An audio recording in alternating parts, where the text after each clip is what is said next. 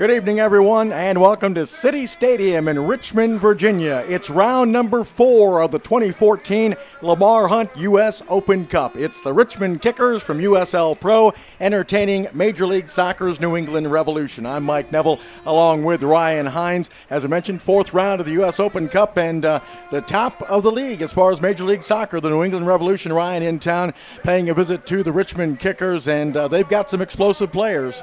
They certainly do, and you know what? They're actually fielding them tonight. Yes. You know, a common mistake of a lot of MLS teams is not fielding some of their key players, and it's evident here in New England Revolution's lineup that they are actually fielding some of their strongest players. Their leading scorer, Lee Wynn, will be starting tonight. Also, a couple of other guys, Patrick Mullins, who, of course, I know you're familiar with, Ryan. He's right behind Wynn with 4 goals on the season. So let's give you that starting lineup for the New England Revolution. And it will be a young man who was born here in Richmond and is from Richmond. That's, of course, Brad Knighton. And he comes home and he's going to start the U.S. Open Cup. Absolutely. Quite an interesting story as well. I believe his wife has just given birth to their second child about 2 weeks ago as well. All right, at this time, we are going to have our national anthem.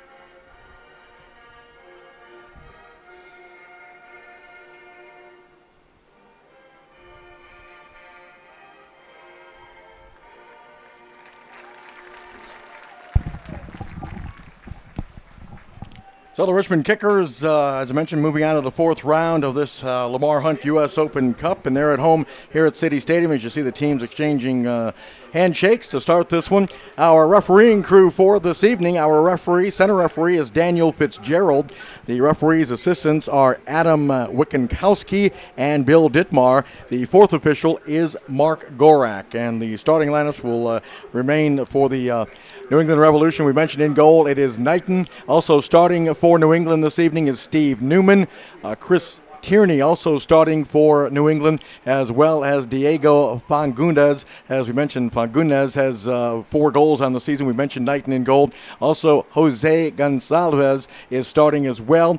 Also, Lee Wynn, their leading scorer, with 5 goals on the season. Number 25, Darius Barnes, also starting, along with number 15, Stephen McCarthy. Number 6, Scott Caldwell, and number 33, Donnie Smith. As you look at Lee Collishaw, the head coach for the Richmond Kickers. And the Kickers starting lineup, they're going to start Joe Willis in goal, Luke Vercoloni, Hugh Roberts, William Yambi, Henry Kalungi, and Sasha Gorez. And Ryan, all 5 of those guys I just mentioned are listed as defenders. But you say that some guys will probably be playing the midfield. We're used to Gorez playing in that midfield area along with Vercoloni. So even though they're listed as defenders, we're going to see them move into the midfield, aren't we? Yeah, for the most part. I mean, Lee Collishaw, the head coach of the Richmond Kickers, likes to keep a little mystery there. Yeah. You know, obviously players who are very versatile, he likes to list as defenders, even though he's playing them as midfielders. He just kind of likes to do that to throw off the other team. Right. George Davis, the 4th, second on the team in goals with 7 behind Matthew Delicott. Will be starting in the midfield area. Samuel Asante also starting. Shane Johnson, interesting story. Remember, he was loaned to Harrisburg. He's back tonight here at City Stadium in Richmond, and he will be starting number 3 for the Kickers. Juan Arbolez is getting a start as well, number 16, and Jason Yaisley, the big forward, will be starting as well. We mentioned Delicott. He is on the substitution list. He is now wearing number 7, of course. He leads the team with 9 goals, but he will be coming off the bench this evening. Strange move, or you think it's just a move maybe to solidify the substitution pattern? You know, I think, to be honest, somebody like Matthew Delicott probably is not going to be able to last with the physical demands of this game. You know, he's a bit older. he'll be a good injection coming in off the bench if the kickers need anything. But also Jason Yeisley, a bit younger, a little more able to use his body, a little more strength, and more physical, especially at this sort of level. Now, Ryan, of course, very hot, humid conditions here in Richmond as we get ready to start this contest, this 2014 U.S. Open Cup, the Lamar Hunt U.S. Open Cup. Will the play be a little bit slow to begin with, guys trying to pace themselves, or what kind of beginning to this contest do you see? You know, and I don't necessarily think that might be because of the heat. I do think that's probably because of the pitch. The pitch is always sticky here at City Stadium. They don't really water it before the game, so I don't think the ball is going to slide across the surface as much. It's probably actually going to be a little bit more of an advantage for the kickers if New England wants to play a little more possession style, and it's going to be tough to do that on this grass. New England is in the white uniforms, and Richmond is in the home red uniforms, the red jerseys, the red shorts, and the red socks. And we're underway with the fourth round of the 2014 Lamar Hunt U.S. Open Cup, and it is New England Revolution with possession to start this one. And the Revolution played over on the far side. And now it's dropped back just on their side of midfield for New England. And pressing forward is number 15, and that is Stephen McCarthy. Now it's played back, tracking it down for New England. And looking for some help, that's number 23, and that is Gonsalves. And Richmond now with their first opportunity after the turnover. And a whistle and a foul has been called as Arbelaez was fouled. And I think it's notable as well, Mike. You know, obviously for the Richmond kickers, they've got a very thin bench, and we talked about this in the last U.S. outing this past weekend. All the DC United loanies were actually cup-tied to DC United. DC United just recently lost to Rochester Rhinos this week in the U.S. Open Cup play. So none of those are available apart from obviously Joe Willis, and you've got Cristiano Francois as well. So they're a little bit thin, and they're kind of having to stretch their lineup here to the best of their abilities. And, of course, add on to that the Mike Callahan and Alex Lee not on the roster, still battling injuries. So, as you mentioned, Ryan, and, of course, we mentioned this in the last broadcast we had, it's a thin bench, and it continues to be that way for Lee Collishaw. As New England now trying to build, the ball is dropped off to number 25, Barnes. And now with possession and looking for some help is Newman. And now the ball is played back over to number 6, that's Caldwell. Caldwell now pushing it over on the far side. Drops it back. And Caldwell now near midfield as he finds Newman. Newman drops it back. Now it's rolled over to number 15, McCarthy. And here is number 24. That's Lee Wynn, the team's leading scorer, as I mentioned. So New England carefully probing the Richmond defense. And here it is off to Fagundes. And now it's number 24, Wynn, turning away from some pressure. Wynn gets the return pass. Chipped it over Goraz's head and trying to keep it in play. That's a cross, and it's headed away. Nope, they're going to say it's a goal kick. And you can tell right away, Lee Wynn and Fagundes operating pretty well together, you know, and obviously you've got some big-name players out there who actually play consistent minutes for New England. You've got Gonsalves, you've got Lee Wynn, Diego Fagundes, Patrick Mullins, and apart from that, you know, there's some other players who get some minutes, but there's also guys that they're giving opportunities to who really haven't had many opportunities throughout the season. Brad Knighton's one of them. Stephen McCarthy's another. You've also got Scott Caldwell, who's got limited minutes in 330 or so. And then you've got Donnie Smith as well with limited minutes. And, you know, this is a nice opportunity to get some experience out there, make sure that they win this game, but at the same time, give some of those younger players and players who aren't getting too much experience some of that. Arbelaez tried to slide a pass through for, I believe, Shea Spitz, but that was read by Knighton. Here's a look at Brad Knighton, as we mentioned, returning home to Richmond. He's got some fans here, too. When he was introduced, I heard a little bit of cheer for him. Absolutely. He went to high school here as well. He grew up here, so it's kind of a homecoming for him. So here's New England in possession, and again it's number 6, Caldwell. Off to number 23, and that is Gonsalves. Here's the ball played up the middle. It's tapped over nicely to number 25, Wynn. Wynn's looking now. A beautiful ball into the box, but it's defended, and Goraz just gently taps it back to Willis, and he hits it out of harm's way. And you see the Richmond kickers, as soon as Willis hit that ball, you only have Jason Yeisley within about 15 yards there. The kickers are a little bit hesitant to kind of come out of their shell, which is only natural against MLS teams. And most of the MLS teams in the Open Cup, they're going to expect that when they play a third or a second division team. Vercoloni rolls it off, gets it out of the return pass. Here's Luke Vercoloni dropping it back now. We see Hugh Roberts starting once again. There he is with the ball right now. He's played very well when he's been called upon. He has, but there are definitely some doubts in my mind as well. Obviously, being the second game, being a center back, and not having the full experience of playing that defensive center mid position for an entire season. Right. It's really only been one game. Had a late whistle. I think Yambi was fouled. Good to see Yambi back. We thought after that last game with Wilmington, Ryan, that he might be done for a week or two. He very slow, gingerly walking off the field at the end of that 2-2 draw they had on Saturday night here at City Stadium, but it's good to see him back. He's a horse, I'll tell you. Very rarely does he ask to come out, and of course he did that night. Yep, so. And he's a stalwart in the back for the Richmond Kickers. He's been looked at from DC United apart, so he's had a lot of interest from a couple different MLS clubs, and for some odd reason he stayed here in USL Pro with Richmond Kickers, but his technique, his defensive capabilities have continuously improved from year to year. And if the Kickers are going to get out of here with a result, he's one of the keys, and obviously shutting down Patrick Mullins and Lee Wynn and Fagundes as well. You saw Yeisley had his legs taken out from under him, and it's going to be a throw-in for George Davis IV and Richmond. Yeisley, of course, took a heck of a fall on Saturday night as well. And we got a whistle, and offsides is called. Assistant referee making that call. You know, Mike, New England Revolution and obviously MLS taking a little bit of a break here for the World Cup. Some of the World Cup players, some of the New England Revolution, one guy in particular, I think it's Jerry Bankston, who's actually playing for the Honduras national team. So they're without him for tonight. And, it's not too much of a concern for New England Revolution, being the fact that they've got the break. But they're also very, very balanced. They don't have too many guys that are heading to the World Cup team. There's a pass off now, and the ball is knocked away from number 14. That is Fagundes. And it'll be a throw-in for New England. It'll be Barnes taking it, Darius Barnes.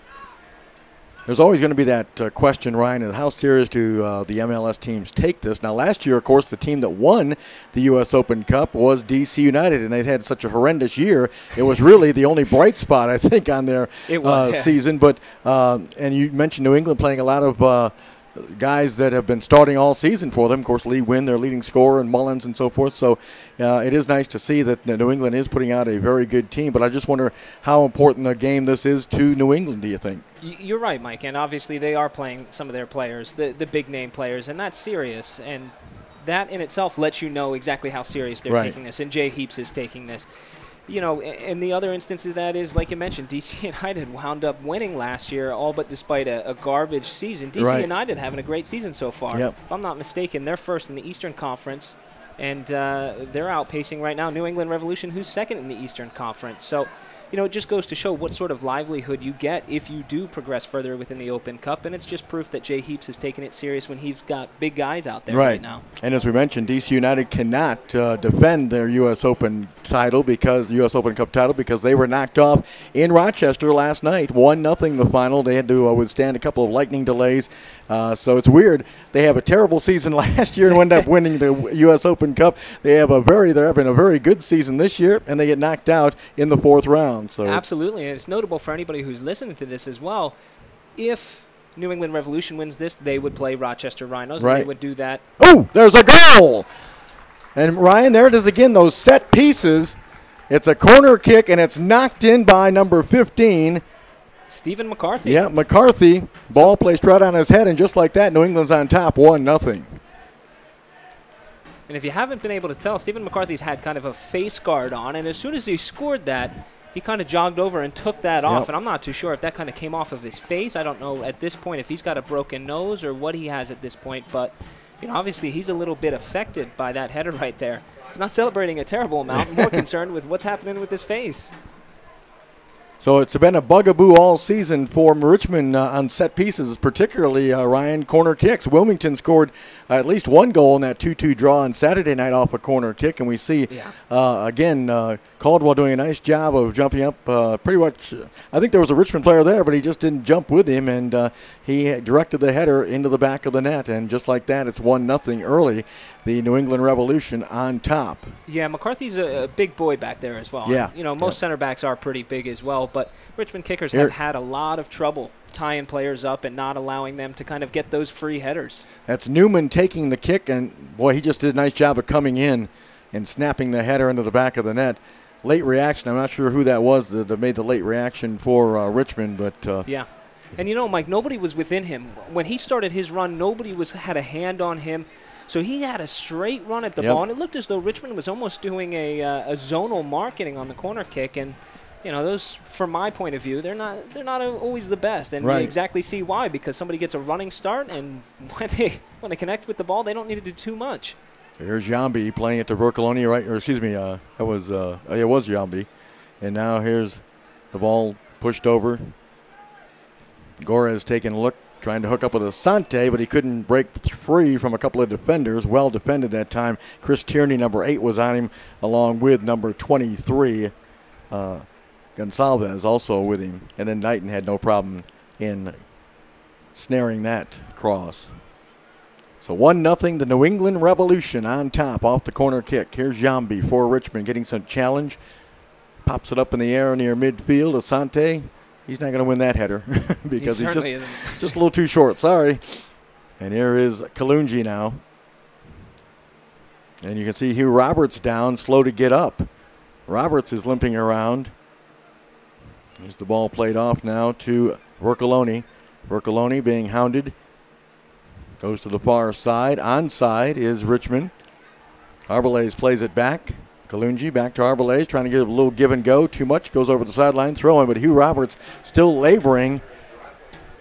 I'm not sure if it's an ankle or a knee, but he's reaching down, being talked to by the center referee. Not being that far removed from the U.S. men's national team game, it kind of starts reminding me of what was happening with the U.S. players, kind of coming up a little bit lame with some sort of injuries when nobody was really around them.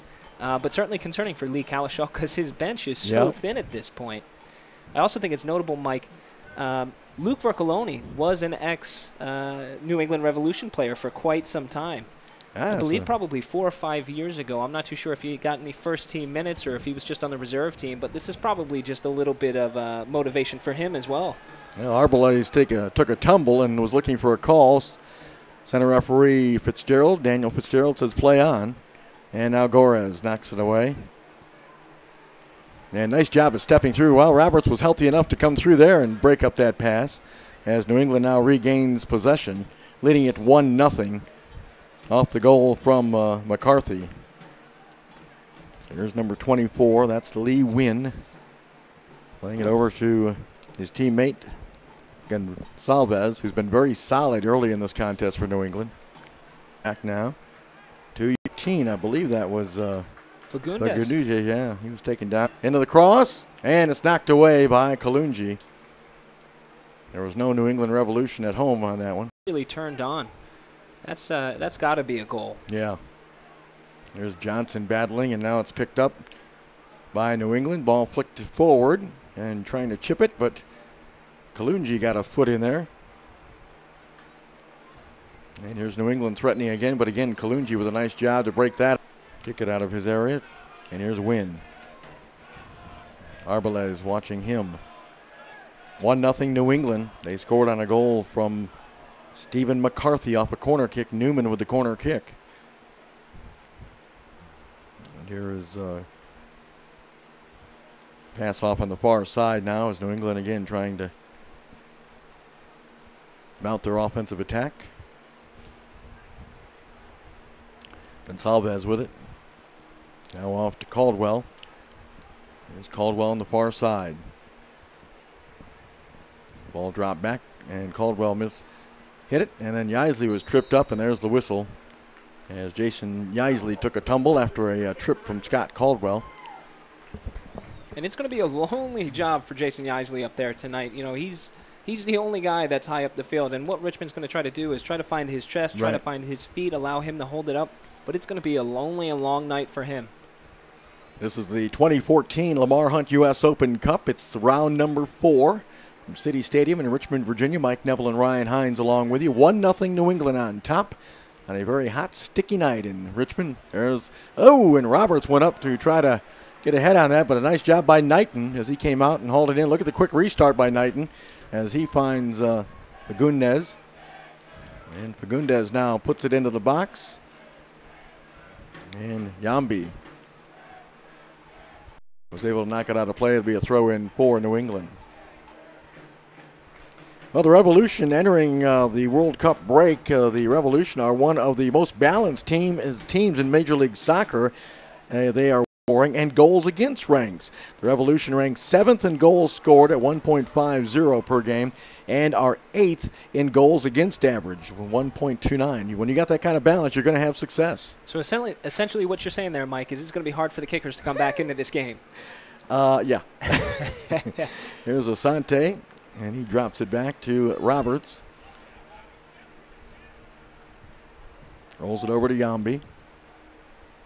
And here's Vercoloni settling.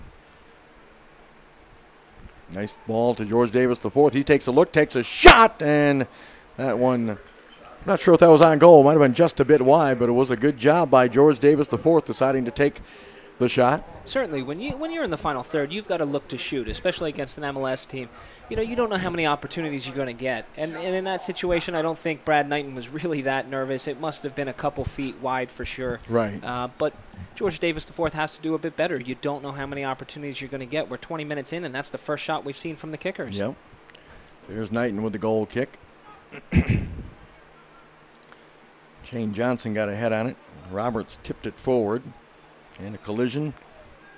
And now possession for New England as McCarthy got tied up with, I believe, George Davis IV. So back comes Caldwell. Off to number 4. That's Newman. And now here's Wynn. Wynn will play it on the far side.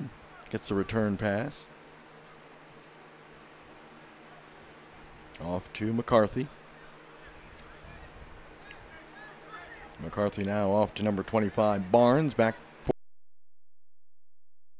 Just rolled it all the way back to his goalkeeper, Knighton. And here's a pass picked off. Good job by Vercoloni to read that. Luke trying to tee it up. Now drops it off. Here's Asante. Off. Trying to tee up a shot. And the shot is blocked.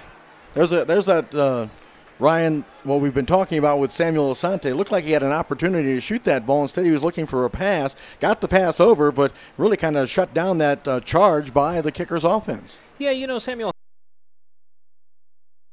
what he was trying to do is get the defender to bite a little bit and then lay it off to Jason Yaisley. Unfortunately for Jason Yaisley, he didn't shift the ball enough. You know, he did kind of sell the fake shot with his right and bring it back to his left, but he didn't shift the ball enough back onto his left to fool the defender. Donnie Smith drops it to Wynn. Wynn plays it into the box, and Willis will come off his line to grab that. And there's an example, Ryan, of last year. Of course, Dykstra really got the ball back in play very quickly. We've talked about this in earlier broadcasts about how Joe Willis kind of hangs on to the ball a little bit. You notice with Knighton, he quickly gets rid of it and distributes it, and it has led to some opportunities for the New England offense. Would you agree with that assessment? Yeah, absolutely. You know, and Joe Willis does hold on to it a little bit. One of the big things with Andrew Dykstra when he was on loan here from DC United last year was like exactly what you said. It starts a counterattack, and Brad Knighton seems to be very similar to Andrew Dykstra in that regards, where he's going to release the ball pretty quickly if he's got a man open downfield. You know, and obviously he did that to Lee Wynn down here on the right-hand side. And Lee Wynn, obviously smart, just managing the game at this point, keeping possession, you know, stretch Richmond back a little bit, but then he just pulled it back and reset it. There's a cross for Yaisley. He got a head on it. Here's an opportunity. George Davis IV and Jason Yaisley with a great job of getting that ball and keeping it in play after Kalungi set the long ball to Yaisley, and we're tied at 1. Absolutely, and Jason Yaisley is working tirelessly at this point. I'd be surprised if he really makes it to the 60th minute without getting a sub, but you know, that's all Jason Yaisley. It's a high looping cross, which wasn't necessarily the greatest, but Jason Yaisley did his best to beat McCarthy there, laid it back.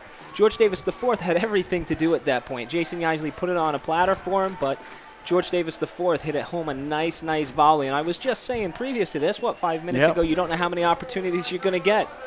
George Davis the fourth, 2 shots, 1 goal, 1 on target. You know, that counts. When that play developed or started, Ryan, I was really concerned about the Kalungi ball. I thought it was going to carry over the end line, but Jason Yaisley got to it, and a smart play by Yaisley. Realized he didn't have a chance to put the header on goal. He flicked it back into the middle of the box, and there was George Davis the fourth waiting. And like you said, he buried that one past Knighton to tie it up at 1 apiece. Absolutely, and George Davis the fourth at this point, he's got 7 games in the USL season, 8 games in the campaign total. That was, I believe, his first of the U.S. Open Cup, but I could be mistaken.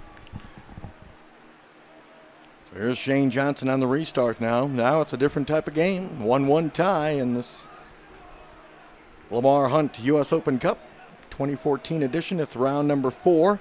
And Newman pulling on Yaisley and giving him a little extra shove, letting him know he was there. Here's the look at the goal again, Ryan.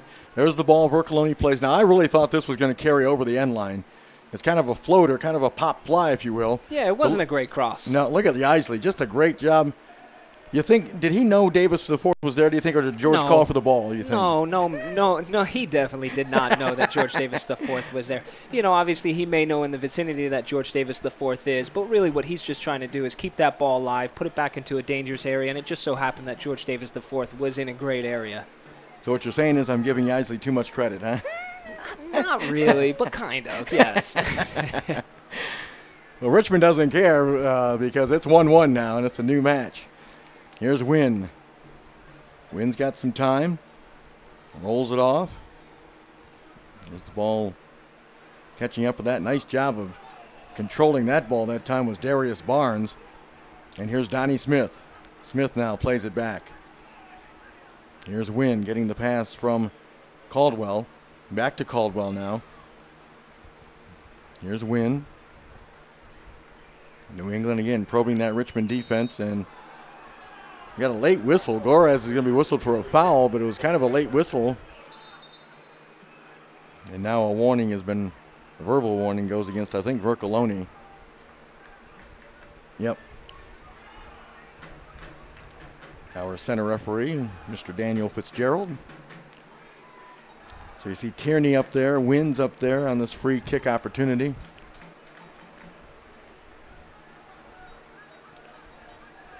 Center referee marching off the 10 yards that Richmond has to drop back at.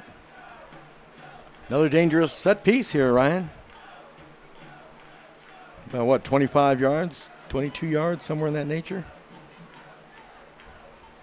Yeah, and it's set up perfectly for a left footer here to kind of curl it over the top of the wall and into the near post. But you never know at this point. It's a little bit central, so you've got Lee Wynn on the ball as well. So Tierney's taking a look, and he is going to try shoot it, and it hits the crossbar and goes over the goal. That was a good hit. It certainly was. Just a bit unfortunate there. I'm not too sure if Joe Willis had that covered or not. It didn't really look like it, but certainly the kickers have to be a little bit concerned with giving away free kicks near and around the top of the box with a left foot like that. So Willis now will have the goal kick for the kickers. All knotted up 1 apiece. McCarthy scoring for New England, and George Davis the fourth answering from a assist from Jason Yaisley moments ago. Here's Barnes playing it back to Knighton. Knighton taking a look and sending the long ball. Ball's headed down. Here's an opportunity and a shot. Ooh, just went wide. That was from number 14, and of course that's the very dangerous Fagundes. Didn't miss by much. So here's Willis with the goal kick. And he's going to switch sides.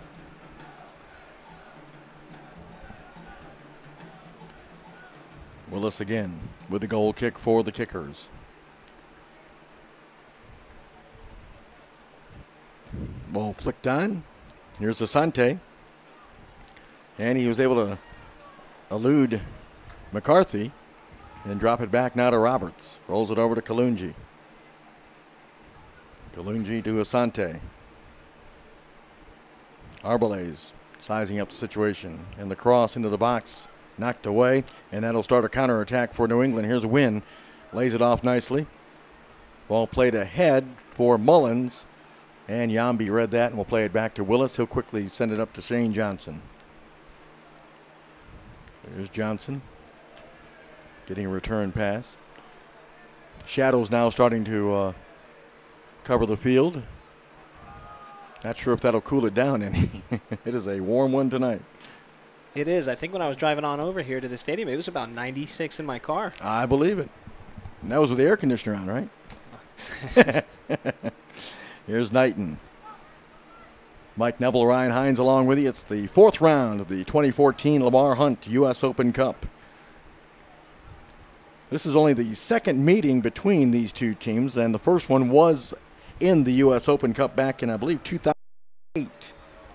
And the Revolution scored a 3-0 victory in that one, in which was it was scoreless after the first half. But again, the Revolution won that game. Again, that was back in 2008 over Richmond. That game was played in New England. This one is in Richmond. And it's right now knotted up, one apiece. Good ball. Gorez finding Yaisley. Yaisley trying to get free. And now rolls it off to Asante. That was a great ball by Gorez. Here's Vercoloni. He has a chance now off to George Davis IV. Hits it across and knocked down nicely by New England. Nope, they're going to say went over the end line. No goal. And what you want out of your forward, to take that player one-on-one. He's got Gonzalez one-on-one inside of the box, and Jason Yaisley kind of opted to slow down the play. You know, for me, Jason Yaisley's got to go at Gonzalez, but you see Jason Yaisley at this point in time, he's got his hands on his knees, so he's so exhausted. Yep. He's doing so much defensive work, and he's battling up there that I don't even think he had the legs to really take Gonzalez one-on-one. So here's Knighton with the goal kick. Yeah, I'm with you. Usually I would guarantee you if it was a cooler night and he has had to work so hard, I think he would have tried to blast that one through, but he just seemed as though he wanted to cut back onto his right foot. In my opinion, it could have been just a step over or a shimmy with his right leg and then take it with his left and just smash it if he had to. There's the ball played over to Barnes. Darius Barnes sending it into the box and right to Kalungi. And Arbeles is going to keep it in play. But he gave a right to Win, and he drops it off, gets the return pass. Here's Fagundes. Looking for Win. He found him, and he's cut off nicely by Kalungi. Win wanted a foul, but I thought that was good defense. Here's a look at Lee Win. Leading scorer for the New England Revolution with 5 goals. He's also picked up an assist in the MLS season. You can tell he's a very, very calm player on the ball. You know, he never looks too rushed. He makes everything look very, very easy. And usually the best players with that sort of technique, they make everything look extremely easy. He played that little chip pass to Fagundes down on the side. He's just got that calmness about him, the little bit of bigger than this game type of calmness. And he always wants the ball as well. You know, he kind of has that free roll where he's roaming throughout the pitch. And the nice thing, too, you saw didn't get frustrated. You wouldn't know if his team was up 2-0 or down 2-0 by the way he reacts for the most part. He's very calm, as you mentioned, very calm and collected, but doesn't let his emotions overtake him. Absolutely. And you've got a very, very young and very promising player in Diego Fagundes as well. So you've got a couple big-name players out here. And for the Kickers, this is something that they want to be able to prove themselves at this top level. Here's the possession for New England. Settled down by Barnes. Here's Fagundes. He's running at the Richmond defense. Vercoloni cut him off. And he did a nice job of sending him right to Hugh Roberts defensively. And Fagundes stays on his feet. And then he's whistled for the reach around as he pulled down Vercoloni. And a yellow card has been distributed to Fagundes. And that's a poor giveaway from Fagundes. And you kind of saw him losing a little bit of his footing there. I think somebody basically fouled him on the Kickers team. And he continued on, but I think that shifted his balance off just a little bit. Fagundes, he really impressed me last year in MLS, and he's such a dynamic player. One of the best things that I like about him is when he actually plays the ball, he makes a definitive run at speed and at pace, and he knows where he wants to go. And a lot of the times where his success came from was those little passes that he makes, and then he just flies through the defense like a knife. I think the reason he collected that yellow card was his frustration over it. I think he thought he got fouled. He probably should have went down. That probably would have drew the whistle. But I got to give him credit for staying on his feet and trying to make a play. Certainly. A lot of guys will take the fall down and get the whistle. And you can tell that New England Revolution, despite giving up the goal or despite even when they went ahead, clear offsides. When they went ahead, Mike, they didn't really change their game. Right. Now when they go back to level terms, they still haven't changed their game. It's still a bit of a patient game. And you start to wonder if the 60th minute, if the 55th minute, maybe even at halftime, do they sort of change their tactics to be a little more dynamic? Right. Apart from the set piece and a couple shots wide, they really haven't had Joe Willis moving too much across his goal to make too many important saves. Here's McCarthy in possession for New England. 1-1 tie in this fourth round of the U.S. Open Cup. Ball played nicely ahead to Mullins, and Mullins still with it. Beautiful ball and a goal. Beautiful job by Mullins as he laid it off to number 4, Newman, and Stephen Newman finds the back of the net. Superb from Patrick Mullins, yep. Absolutely superb, and you could see that William Yambi went to ground very, very early there, and he committed himself way too early. I think what was going through his mind was block the shot. Yeah, exactly. And he did that. Patrick Mullins with just a little bit of class, kind of knowing exactly what Yambi may be doing before Yambi does it, and he just lets Yambi slide right past him, leaving the gaping hole in the middle of the field. Yeah, I think William Yambi was expecting the shot quickly from Patrick Mullins, but how about the composure by Mullins to just stay with it and let Yambi pretty much fly by him and then just drop it off beautifully to Steve Newman, and he punched it into the back of the net, and now New England's back on top 2-1. Absolutely, and not to fault William Yambi there at that point in time. You know, what winds up happening is you get so used to playing against players at a certain level, right. And I can tell you for sure in USL Pro, that forward's 9 times out of 10 is going to shoot that right. ball. Yep. That 1 time out of 10 is exactly what Patrick Mullins did there. So Yambi's playing almost on trends and yep. patterns and his experiences. Here it is again. See, Yambi, he had that leg out like it was going to be a block, and then the unmarked Steve Newman. And he tried to drag that right foot behind him, William Yambi, just in case if Patrick Mullins did drag that back, and unfortunately Yambi did just miss that ball there. So it's 2-1. Now Richmond will have to battle back again to try to even this match. And you've got to say, Richmond's battle back once. I don't know if they can do it again, especially in this heat, how much energy they've exerted in defending, and then obviously how much energy they've exerted in getting that tying goal at 1-1. Here's Gores playing a little give and go. Vercoloni, now Gores into the box. Yaisley taps it back. Oh, that was read nicely, and the whistle and the foul. I believe that was McCarthy that read that. They had something building, but again, good recognition by, I believe, McCarthy, as he's still down a little bit. Yeah, it is McCarthy. No, I'm sorry, it is not McCarthy. Unless he's taking the face mask off. Let's see who we got. That is McCarthy. Looks like he's playing without that mask now. But he did a nice job of reading that, because it looked like Richmond had something going.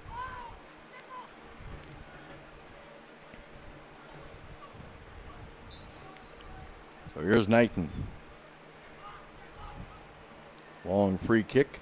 Johnson got a head on it. Here's Vercoloni. Playing it back to Yambi. Yambi now to Kalungi. Here's Arbalez. He bumps with number 8, Tierney. And Arbalez isn't a player on the Richmond Kickers who's really gotten a lot of minutes this season. And this, it just goes to show Lee Kalashaw's stretch so thin at this point. He's got to put what he considers is not necessarily his top-tier players out there. Right. Obviously he'd have some DC United players, and Richmond Kickers have been very successful so far this season with a lot of those DC United players. And Yaisley now is getting a talking to from center referee Fitzgerald. He gave a pretty good shove to McCarthy and put him down. See, McCarthy can't miss him with those shoes. And again, he entered this contest with a face mask, and when he scored the goal, maybe that goal broke the face mask. Who knows? On that header that he had. I think he was getting a bit frustrated with it. It's probably his first time playing with it. It was just frustrating him. Right. He wasn't able to really communicate as well as he wanted to, and I could see him kind of fiddling with it from time to time. And here is McCarthy. He'll play it all the way back to Knighton.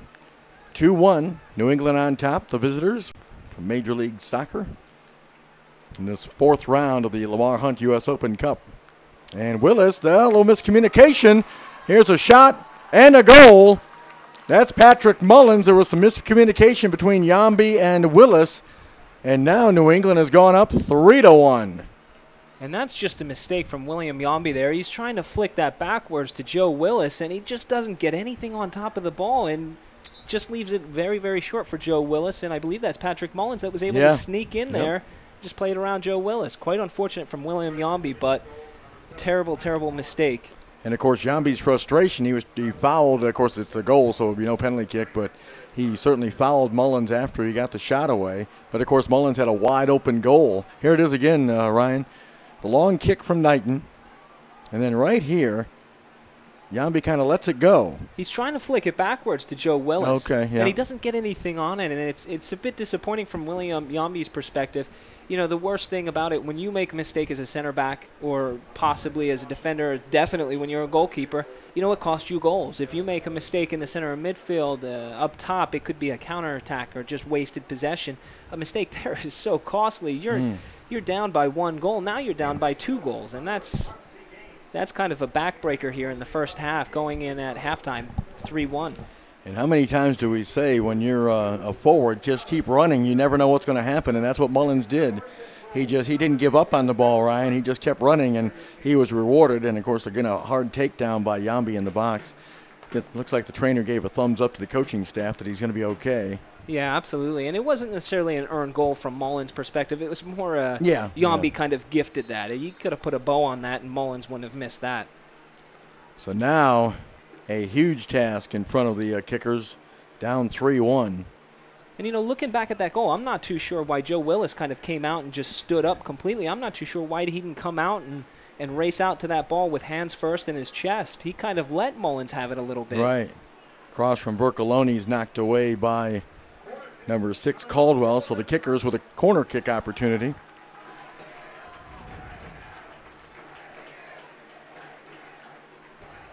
So 3-1 and New England on top.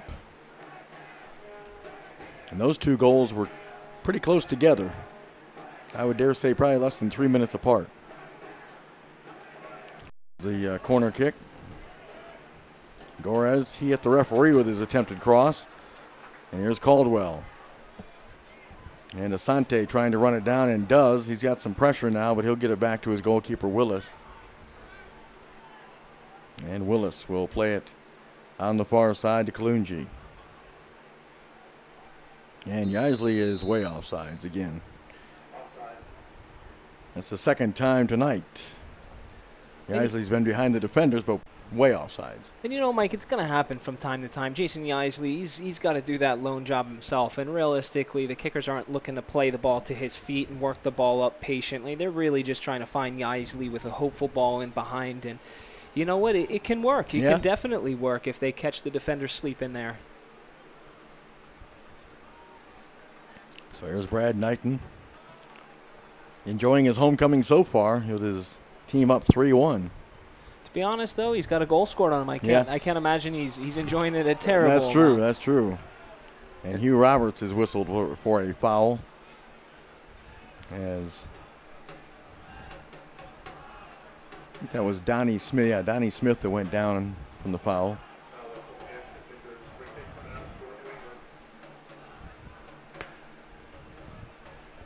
Lee Wynn there waiting for the ball. Quick restart here. Ball into the middle. Willis. Oh! Deflection, and Willis made a terrific save, and then the ball popped right back to him. Well, you would have thought Yambi's mistake there on the third goal would have kind of woke up the kickers' defense a little bit and say, listen, we can't give up any more goals. But that is just poor on the kickers' defense. They're just all asleep. You had 3 players inside the box. You had Patrick Mullins and a couple other guys. And Joe Willis basically didn't even have to do anything. It was hit right at him. That has got to be a goal. Yep. So here's Knighton with a restart. Smith playing it ahead.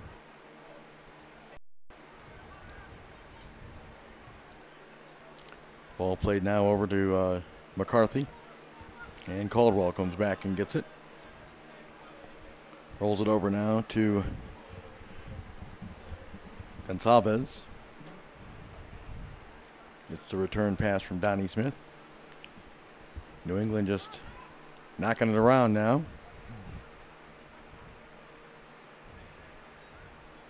Interesting to see what kind of substitutions we get. If we get any to start the second half, I'm sure we'll get some maybe 5-10 minutes into the second half. Yeah, absolutely. And you've got a couple different New England players that are warming up over there. You've got two of them. And usually when you've got two out of, a whole bench that are warming up, it kind of shows you telltale signs that there might be some changes over at halftime. If he sends the entire bench over there, then he's kind of keeping them busy. He wants them to be ready, and he doesn't have anything in mind. When he sends 2 players out of 5 or 6, yeah, Jay Heaps may have a couple things in mind where he wants to get some players a little more time. And it's comfortable at this point. It's 3-1. They've had a couple opportunities.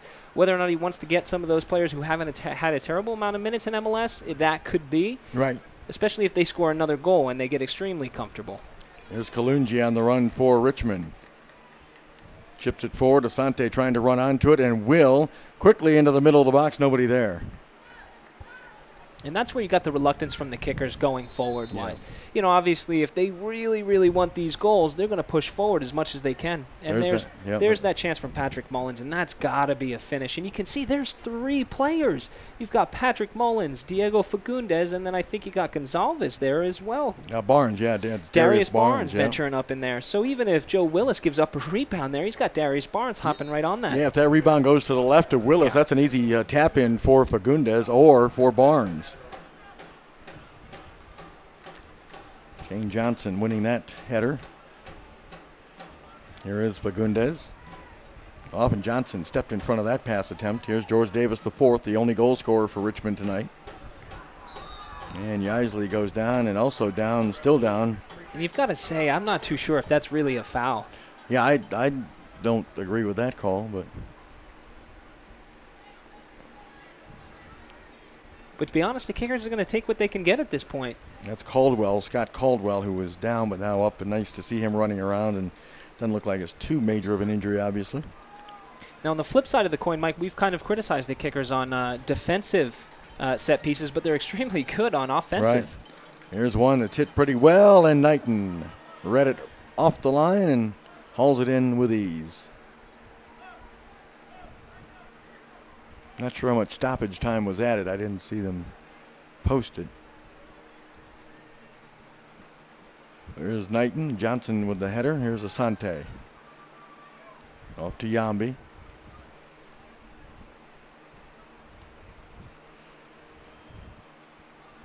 There's Kalungi. Drops it off now to Shane Johnson. Back to Willis. And Kalungi. Or Yambi, excuse me, playing it ahead for Asante. Asante is able to fend off one defender. There's Yambi. And there's the whistle to bring the end to the first half. Well, New England got out to a 1-0 advantage. Richmond tied it at 1 apiece, and then a couple of goals, probably about maybe 3 or 4 minutes apart. It's the halfway point, and it's New England on top, 3-1. In this Lamar Hunt 2014 fourth round action, U.S. Open Cup from City Stadium in Richmond. As you look at Coach Heaps walking off with his team on top by a couple of goals with the 3-1 advantage. There's a look at George Davis IV, the goal scorer for Richmond. So we're going to take a little break. You're watching coverage of the 2014 Lamar Hunt U.S. Open Cup with the Richmond Kickers YouTube channel. We'll be back with some more, including first half highlights, right after this short break. Stay with us.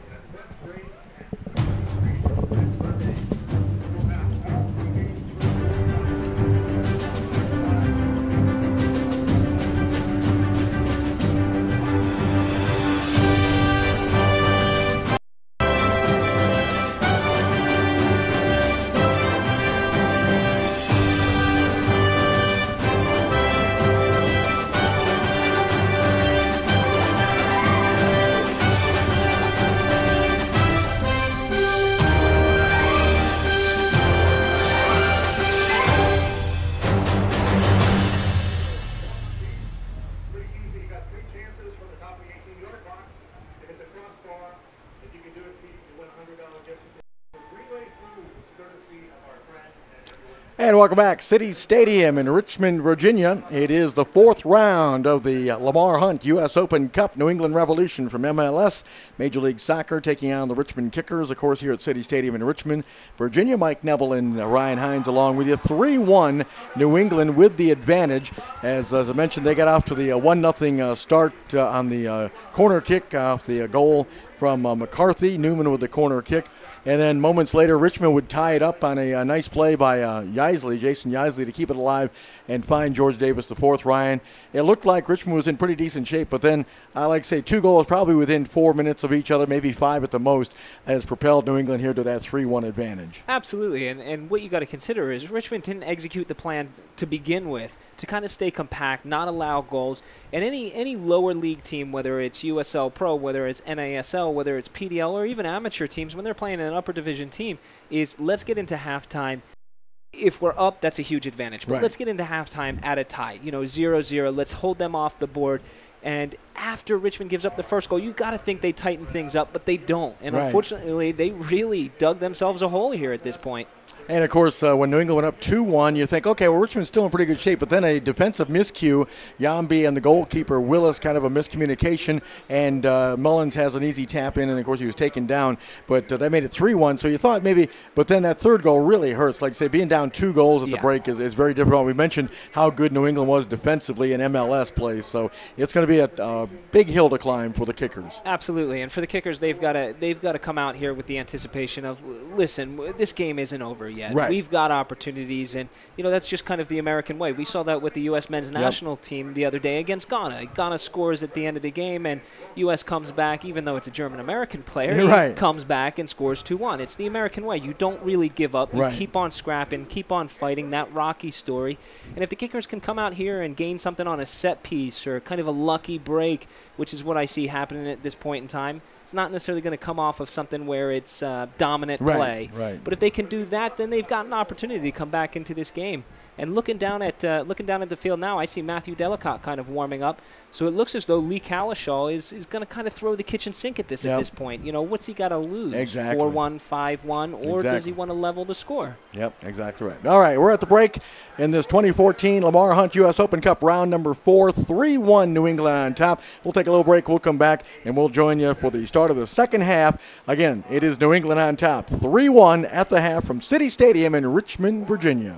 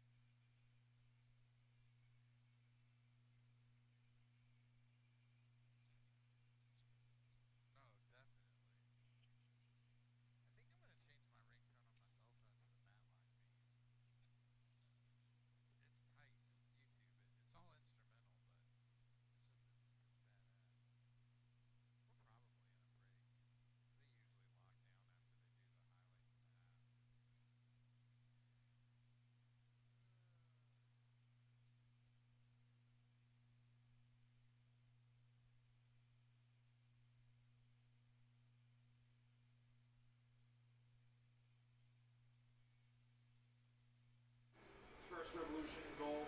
Okay. Looking good, sounding good, I hope. Yeah.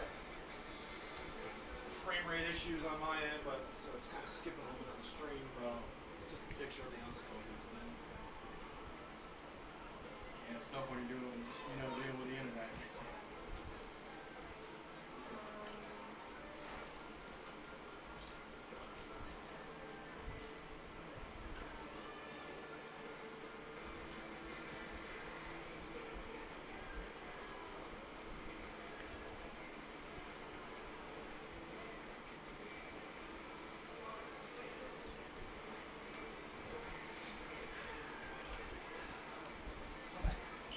You're back.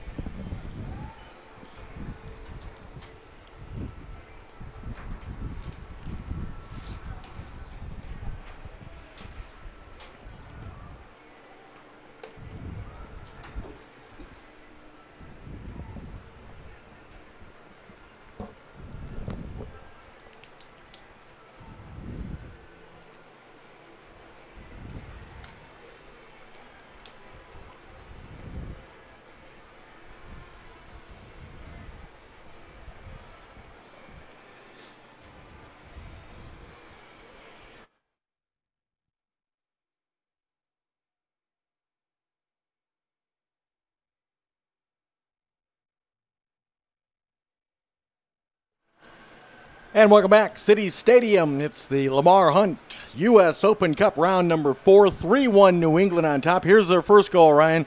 Again, it comes off a set piece, and it is the corner kick, and you can see it is number 15, McCarthy, flying in there, beating his mark, and snapping the header past Joe Willis, and that got New England going on top 1-0.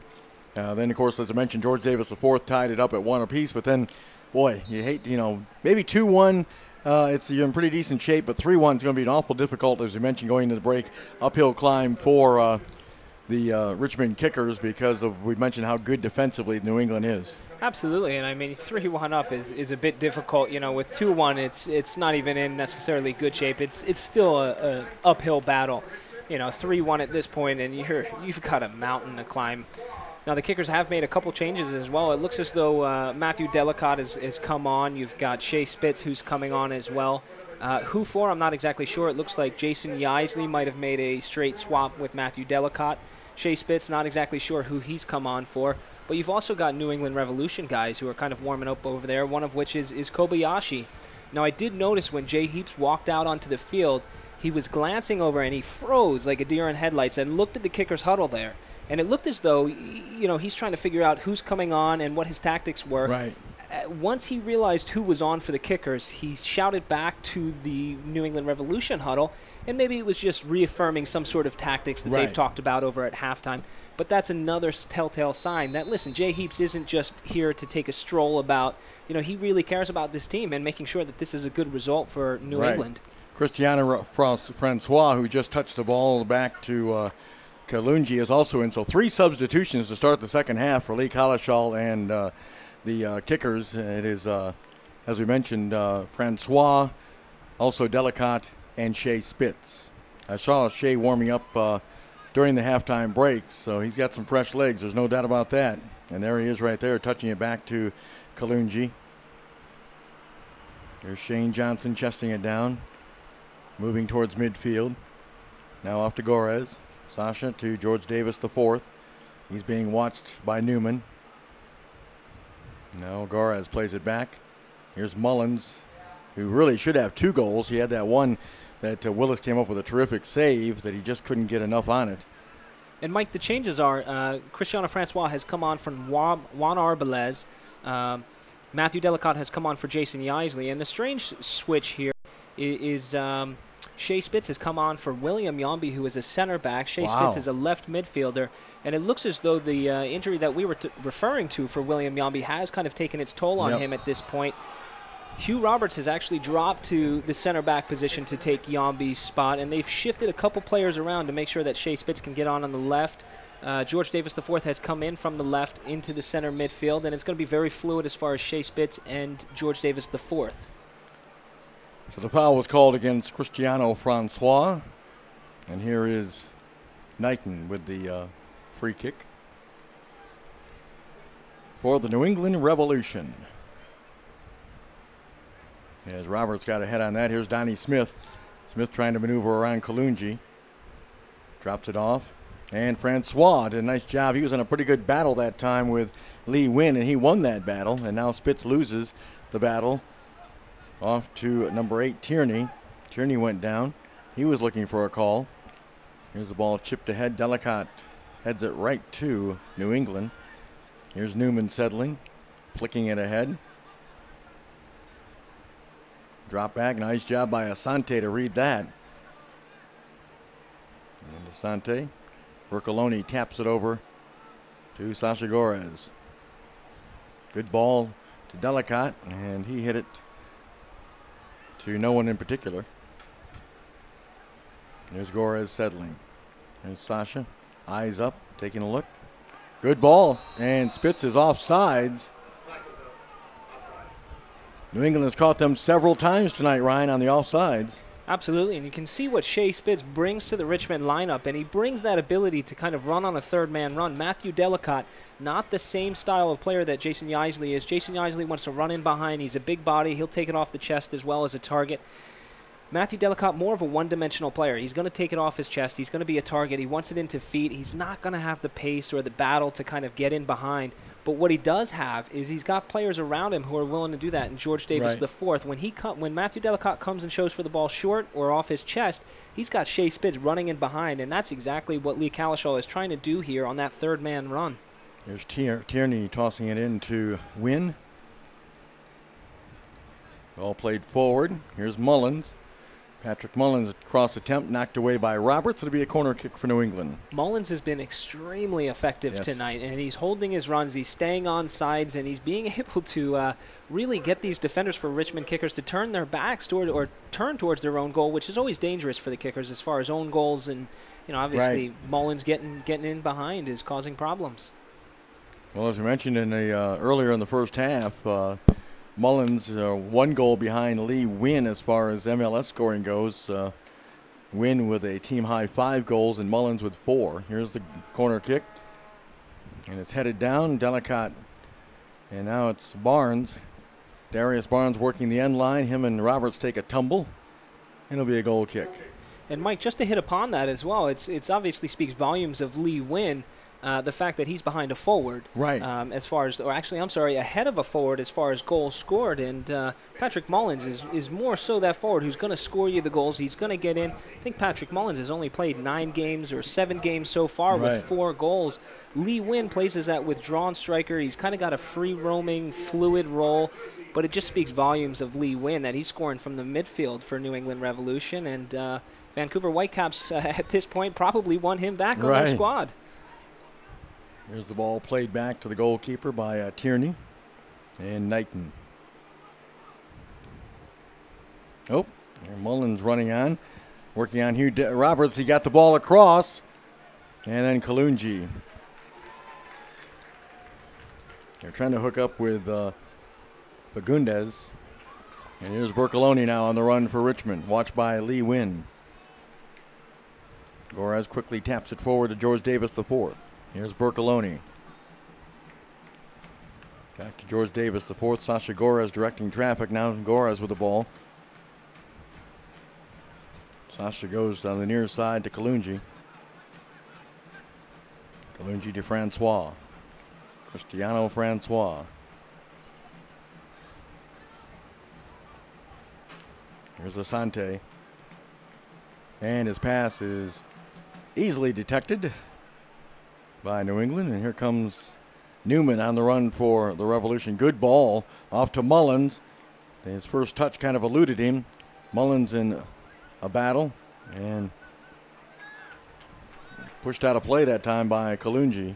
And these are costly mistakes for the Richmond kickers. You saw before that Fagundes had an opportunity maybe about 2 or 3 minutes ago off a poor headed pass from the kickers, and then you see Hugh Roberts there making a big mistake. Here's Fagundes trying to get through, but couldn't quite settle the ball. Here's Wynn laying it off for Caldwell. He'll nudge it back to Barnes. And then Barnes will play it back to number 23, Gonsalves. And here's a Wynn at midfield. And there's Wynn. He's just in that free roaming mode at that point. He's just kind of going back and getting the ball off of McCarthy, and he's just running this entire offense here. He's managing the entire game, and I'm sure that's exactly what Jay Heaps was talking about at halftime, is managing this game, making sure we kill this game off, possibly getting a couple more goals, showing some killer instinct. But Lee Wynn just taking it upon himself to help manage this game, slow down the tempo a little bit for New England Revolution. And then, obviously when that tempo is so slow, it's hard for the kickers to really even get back in this game. Right. There's Gorez. Tried to play a ball through to Spitz. That was read neatly by McCarthy. There's Caldwell. And Gorez stepped in front of that one, but Caldwell was able to regain possession for New England. Here comes the Revolution. Off to Wynn. Wynn avoids Francois. Now just gently drops it off. Good quick pass. Fagundes off to Tierney, now to Smith. And Luke Bercoloni stops that offensive charge. There's a quick ball to Francois. Cristiano Francois with some speed on the near side. Avoids his defender, gets across. Ooh, and it's just flicked away by McCarthy. Nice effort that time from Cristiano Francois. Absolutely, and this game is starting to open up a little bit, and the reason why is because Lee Kalishaw has made a lot of attacking substitutions, but what he gives up is the defensive focus for the Richmond Kickers, and you can tell that New England Revolution has had a couple opportunities. It's just all but the last pass, that last pass that's not really getting through, or that shot that's not getting through. But what it's actually done, when New England doesn't score those opportunities, they've commit a couple guys forward, and now it's starting to stretch their defense, and that's a good game that the Kickers want to get into. Right. Saying that, New England do not score again. Right. There's a foul as Newman hit the turf.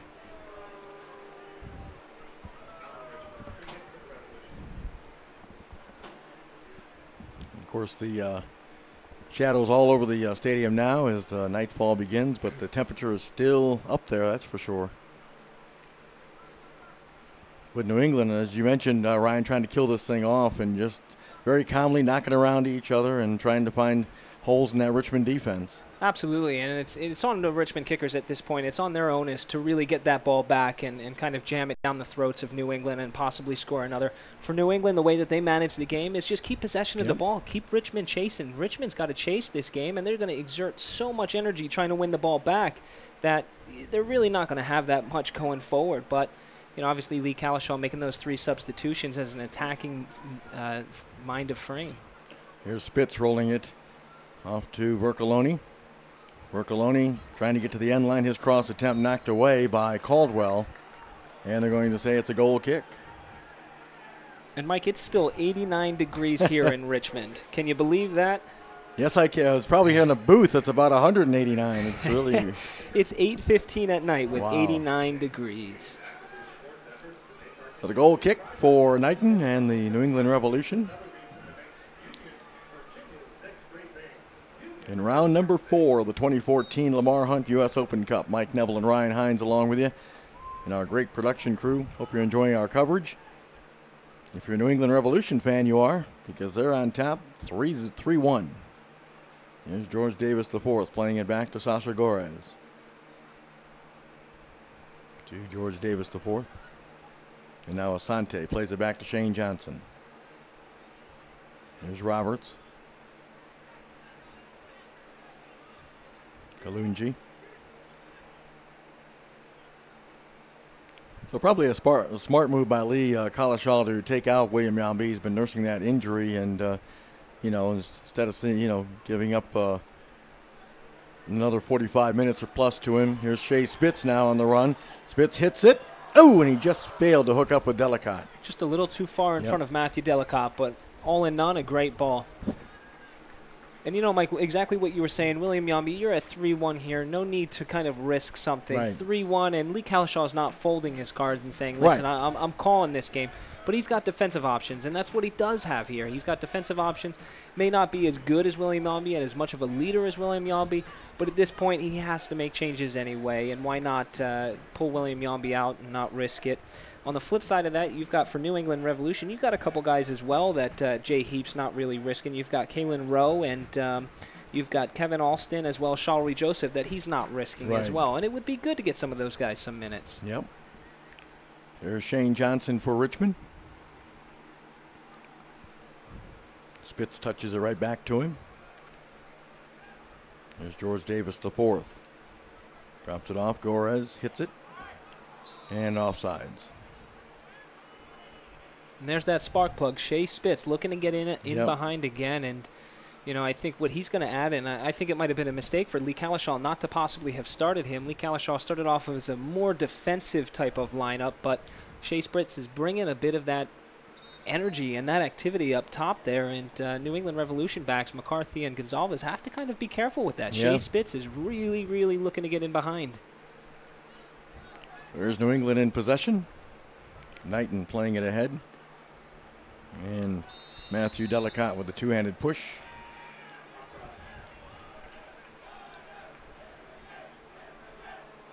And Gonsalves went down.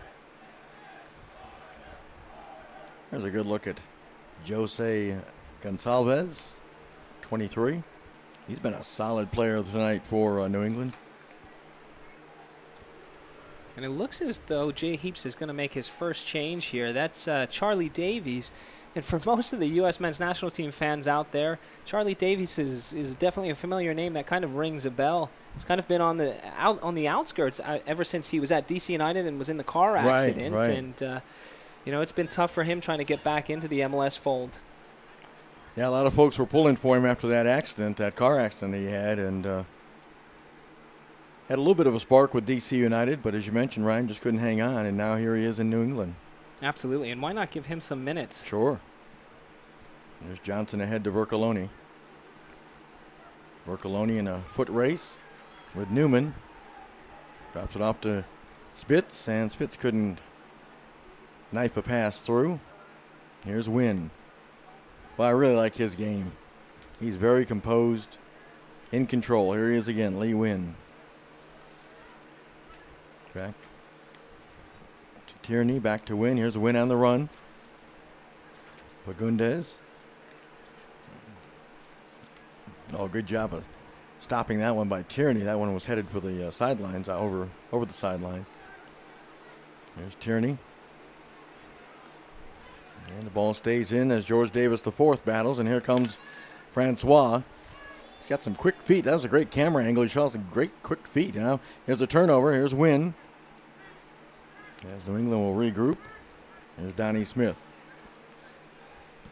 Tierney decides to go to the far side. Well, this is a great example if you're ahead, killing off a game right here.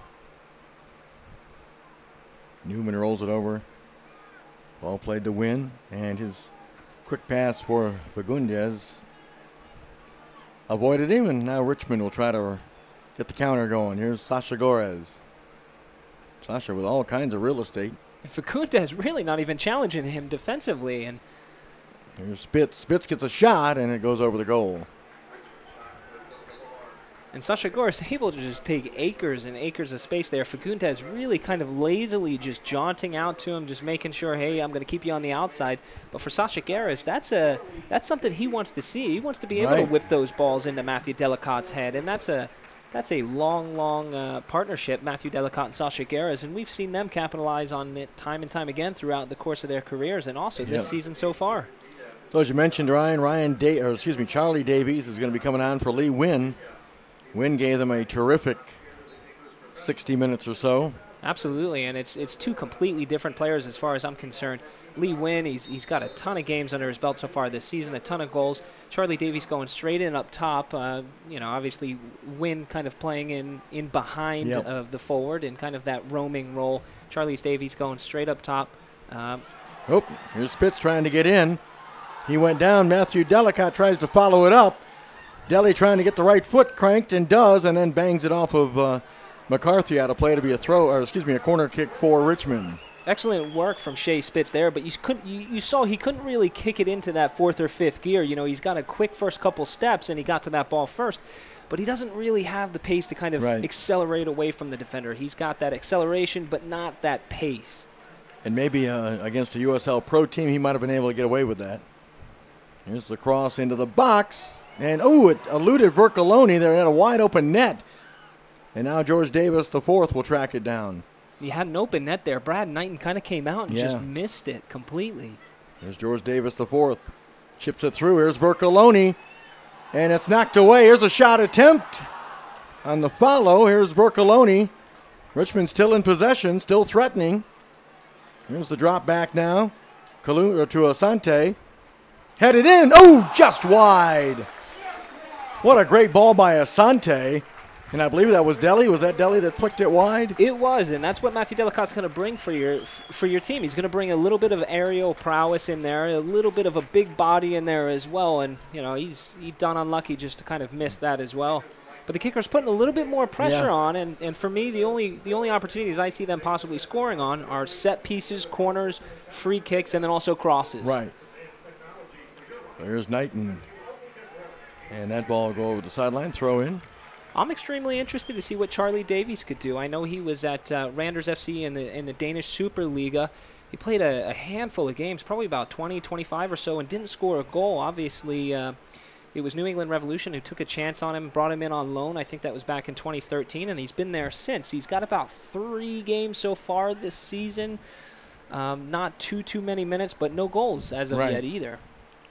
And boy, if you're a goal scorer and you have those slumps like that just weighs on you. Absolutely. But you know what? A goal here and there, a goal against a USL Pro team, it may not give you that much of a great feeling, but a goal's a goal in a striker's mind. And once you get in that goal-scoring form, you know, you've got the confidence. When you're out of goal-scoring form, that's what you're lacking is the confidence. Right, exactly. So there's a throw-in for New England. City Stadium in Richmond, Virginia. Round number 4 of the Lamar Hunt U.S. Open Cup. New England Revolution and the Richmond Kickers. It's 3-1 as you see by our scoreboard. Mike Neville and Ryan Hines along with you. That was our halftime score.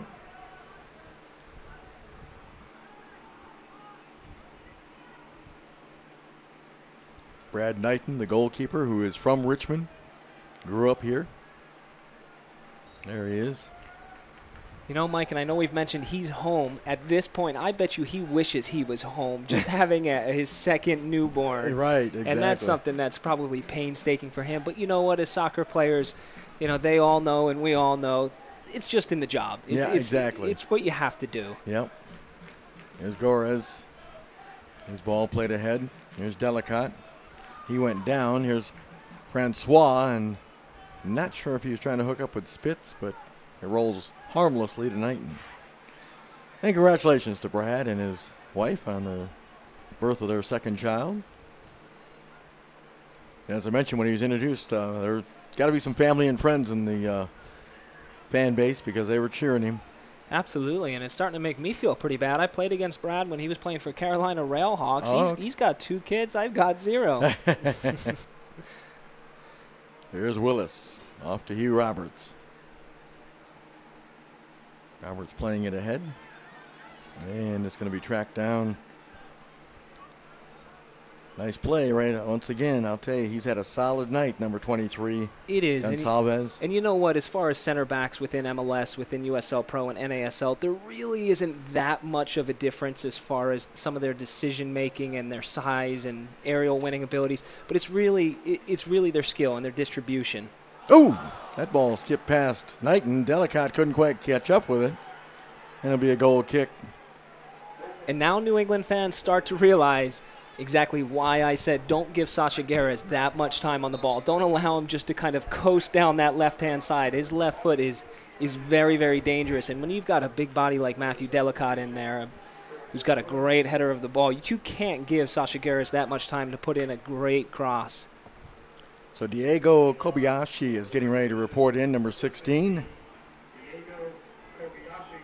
And believe me, Kobayashi is a quality player. Kobayashi usually plays in the midfield with Lee Wynn, and you know, obviously when you take out Lee Win, you've got to put somebody else who's got an extra class. And he's coming in for number 7, Mullins. There's the goal kick. There's Kalunji. And that ball rolls over the sideline, throw in for New England. And it'll be Tierney, number 8, throwing it in. It's a long toss. Kobayashi battling and being whistled for the foul. Mike, what's a bit strange is this New England Revolution team kind of has a feel of Vancouver Whitecaps. They've got Daigo Kobayashi, they've got Brad Knighton in there, they've got Lee Win, and it just looks as though somebody like Martin Rennie, who kind of had a keen eye for some of the best players out there and what I would probably say is some value. Jay Heaps has kind of taken off of Martin Rennie and the players that he's got in there. Kobayashi pretty much made his name within the J League. Right. But he's played for Vancouver Whitecaps back in 2013, and he played 30 games, 2 goals for Vancouver Whitecaps. So McCarthy will tee this one up. He was our first goal scorer of the day back in the first half. Stephen McCarthy.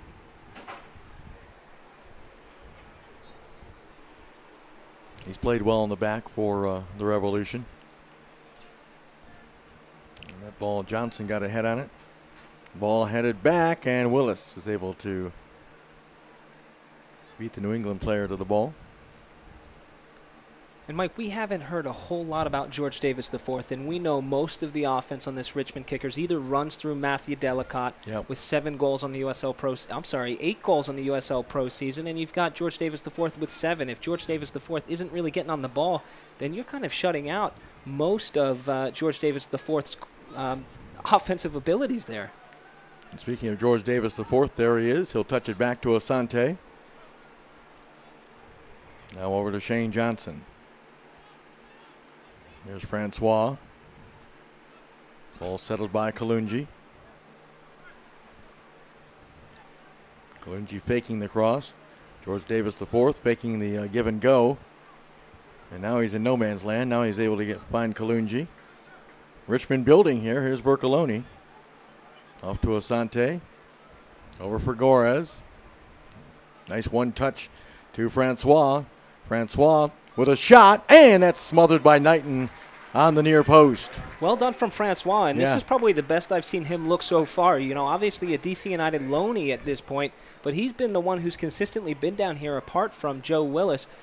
Cristiano Francois not getting too many minutes here at the Richmond Kickers, and I'm not too sure if Lee Calishaw just doesn't really like his raw ability, but you can tell he's kind of stepped it up a notch here against New England Revolution, and he's actually adding a little bit to the offense, something that maybe Lee Calishaw wanted to throw him out there against an MLS team thinking that he's going to have a little more motivation to actually play, but I know against USL Pro teams, he's had very limited time. Charlie Davies hit the deck and thought it was a throw-in for New England, but it ended up being a Richmond throw-in. Here's Johnson. For Spitz, quick turn and go for Shea Spitz. Spitz playing the ball for Francois, and that was nicely defended by Barnes. Just too straight of a run from Francois. Darius Barnes is always going to pick that ball up there. It's the ball played ahead to Kobayashi. He rolls it over to Donnie Smith. Smith still in possession. Drops it off now. And getting the return pass, that is Fagundes. And if I'm Fagundes, I'm going to try to impose myself in the last 20 minutes of this game. He's been relatively quiet. He hasn't done a terrible amount. But if I'm Diego Fagundes, I want to score in these games. I want to prove myself not just within MLS, but I want to continue to prove myself every single game, especially a young player with his caliber. And here is Fagundes at midfield. Up ahead, gets the drop pass back from Smith. Rolls it over. And they're just managing the game at this point, Mike. We can see it. They're just going into the midfield, back out, and just in and back, and that's really what they're doing. It's really on the kickers just to step up their Here's that moment ago on Sasha Gorez, the nice one-toucher, actually Francois. Watch how he is able to avoid the defender and then get that right-footed shot away, and nice job by Knighton to stop that on the near post, as I mentioned. So here's Asante as Richmond regains possession. But how many? Probably about a minute and a half that New England had the possession, wasn't it, Ryan? I mean, they were. Yeah, absolutely. And you know, you just see tired legs out there from the Richmond kickers. They're not really pressing. They're almost kind of saying, here, you have it. We'll wait until you make a mistake or until one of our 11 players kind of step up and put pressure and force a mistake. Here's Spitz hitting it over on the far side. Sasha Gores settles, gets the ball into the middle, and Vercoloni. Here's a shot by Davis. That's blocked by Tierney. And, of course, Richmond will be back in action on Saturday as they will return to USL Pro play at Pittsburgh, taking on the Riverhounds, Ryan. So, quick turnaround. In fact, I believe their next 3 games are on the road. Absolutely, and some of those New England Revolution fans may know some of those players on the Pittsburgh Riverhounds. You've got Joseph Nguyen, who played a long time in MLS, and you've got a couple other players on that Pittsburgh team. They've really invested a lot in the USL Pro. They just recently built a brand new stadium. I can't remember the name of it, but they built a stadium right on Pittsburgh's riverfront as well, and they've been drawing maybe about 3,500, 4,500 fans, which is relatively good for a franchise that has been struggling within USL Pro for attendance. Here's Francois, and he made a nifty move to get free, but then it slid off his foot. Yeah, the next 3 games for Richmond are all on the road. This coming Saturday at Pittsburgh, and then on June 27th, they'll be at Charleston. And then the next night, they'll be in Wilmington to take on the Hammerheads, who they just tied. There's a shot and a goal! And Matthew Delicott. And, Mike, we've been talking about it. Matthew Delicott is just a monster in the air as far as his header.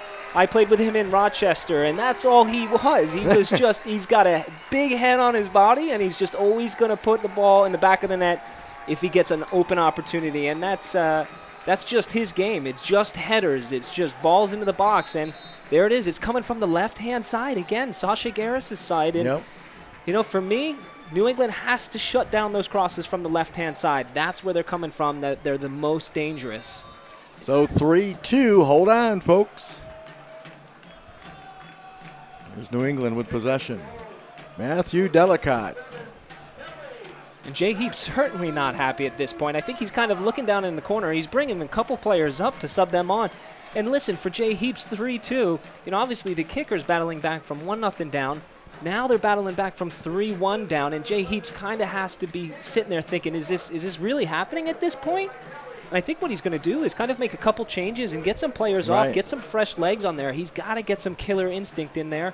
And, you know, taking off Lee Wynn, maybe it was a little too early. Maybe he wanted to give him a little bit of a rest. But for me, Patrick Mullins was doing absolutely excellent up top, and Charlie Davies hasn't really been seeing too much of the ball. Here it is again. And it's George Davis, the 4th, with the ball. And he's the one that lofts the cross, and Delicott got behind McCarthy. And you've got Gonzalez in there as well. Gonzalez kind of lost Matthew Delicott. McCarthy wasn't really even knowing where Matthew Delicott is. Matthew Delicott put himself in a great position in between both center backs there. Gonzalez really kind of losing him, and then obviously McCarthy focused on kind of where the ball was in front. Right. I've got to go with Gonzalez there as kind of blaming him because he just lost track of Matthew Delicott. McCarthy's cutting out the near post, and Matthew Delicott doing exactly what he does best. And now you've got a game on your hands, and I'm sure New England fans at home are kind of sitting on their hands right now. Right. So we've got a New England player down. I'm not sure if that is McCarthy or not. He's being stretched out. You've got a lot of players on this Richmond Kickers team who back in, I've got to say, maybe 2010, maybe 2011, that went to the semifinals inside of the U.S. Open Cup. You've got Matthew Delicott, who was pivotal in that run. They actually beat, it was Livestrong Park at the time, Sporting Kansas City. They beat Sporting Kansas City for the first time ever, and not too many fans may actually recognize that, but a USL Pro team was the first team to win as an away team at Sporting Kansas City. They beat, the game before that was Columbus Crew, and then they lost to Chicago Fire in the semifinals on a couple, I'd say a controversial penalty call. So Andrew Farrell getting ready to report in right there, number 2, as you can see.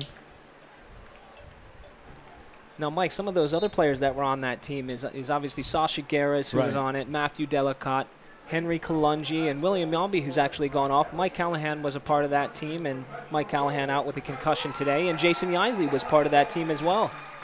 I've got to give myself credit as well. I was a part of that team That's as well. right. That's right. So it looks like McCarthy's the one that's going to be coming off, and Farrell will take his place. And a good performance from McCarthy. And you know what? That last goal wasn't necessarily his fault. I've got to put that on Gonzalez. Gonzalez knew what was in front of him, knew where the ball was coming from, and just kind of left Matthew Delicott by himself. McCarthy's cutting out that near post. There's Gorez. I think his ball was partially knocked down. Shane Johnson flicking it. Here's Francois. Francois turning his shot, blocked by Caldwell, and the kickers will have a throw in. Francois really making a nuisance of himself here against New England. And that was a great substitution from Lee Kalishaw to inject a little bit of energy. Here's Francois, and he knocked it off of Darius Barnes. It'll be a corner kick. You've got the big bodies coming forward. You've got Henry Kalungi, who's 6'2", 6'3". Hugh Roberts, who's got a high top haircut, which might put him at about 6'5". Here's George Davis, the fourth. Deep breath as he gets ready for this corner kick. Ball settled by Francois. Francois against Farrell. Maneuvers away from him. Sends it in. Roberts. It's up in the air, and Knighton couldn't come down with it and pushed it over the crossbar, but it's another corner kick opportunity.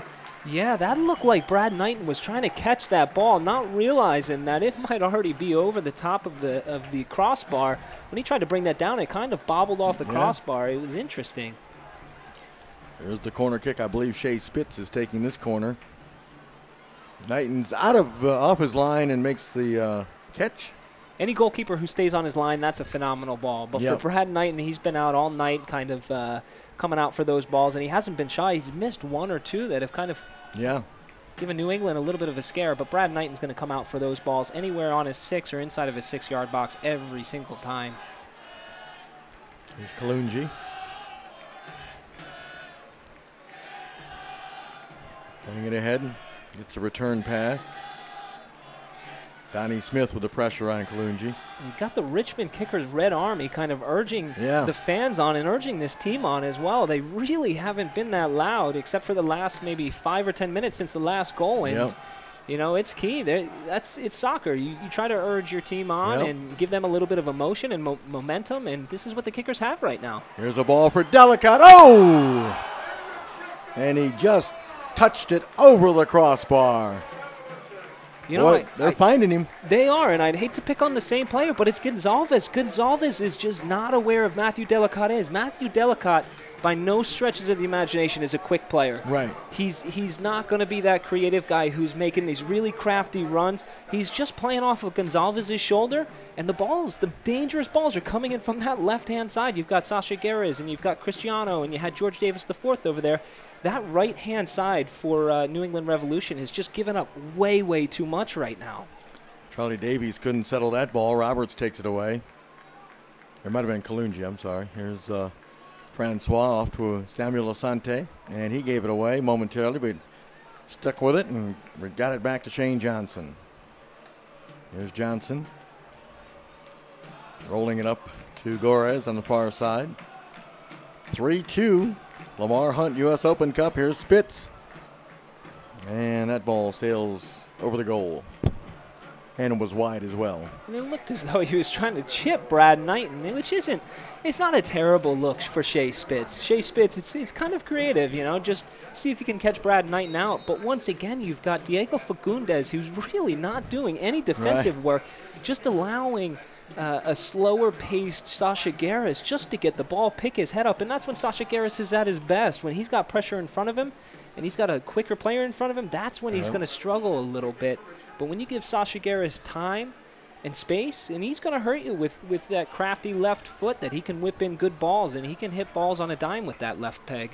Saw the veteran Charlie Davies there a moment ago for New England. Here's a ball that is going to stay in. George Davis the fourth. Oh, boy, did he take a shot. And there's the foul. A little slow on the linesman to actually call that there. He decided not to call it, and then when George Davis stayed on the ground, he decided to raise his flag there. It was a good challenge from Gonzalez, but I think he left a little bit too arm and upper body into that challenge there. George Davis took a shot from Gonzalez. George shaking off the cobwebs. And this is where the kickers are dangerous. It's the set pieces, it's the crosses, and obviously you've got to mind Matthew Delicott. You've got to mind the big defensive center backs with Henry Kalungi, Shane Johnson, and Hugh Roberts with that high top haircut. Here's Spitz.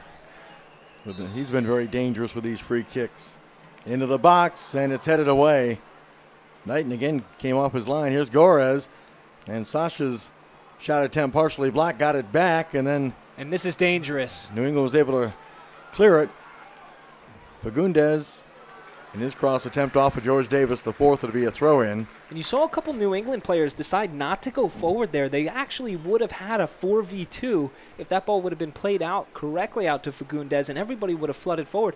But a couple numbers decided to hold back. I guess it must have been when Fagundes may not have really gotten a good delivery into him. But you've got to think, New England wants to kill this game off, not just by outlasting the kickers. The kickers have the momentum here, but also by injecting a little bit of killer instinct and scoring that fourth goal, which would be back-breaking at this point in the game. And a whistle and a foul against Davies. He obviously disagrees with that call. Does he now, Mike?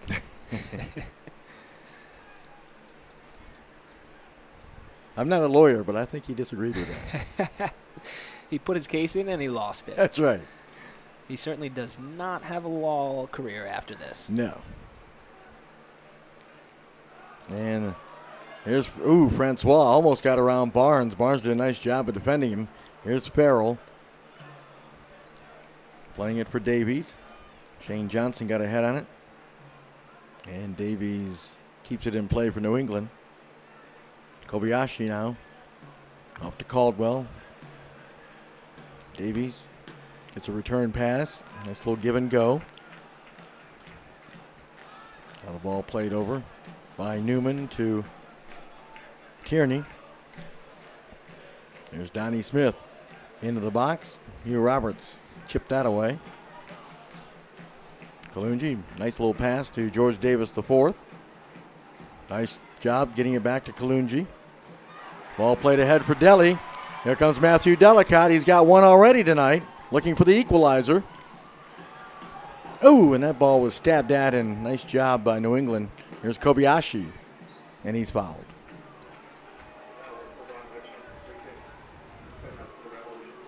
Look at our center referee, Mr. Fitzgerald, this evening. He's done a good job, called a good game.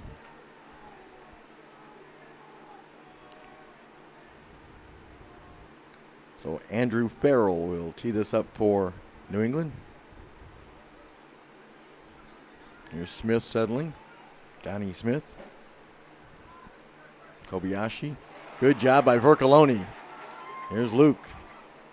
And Spitz had it knocked away by Kobayashi.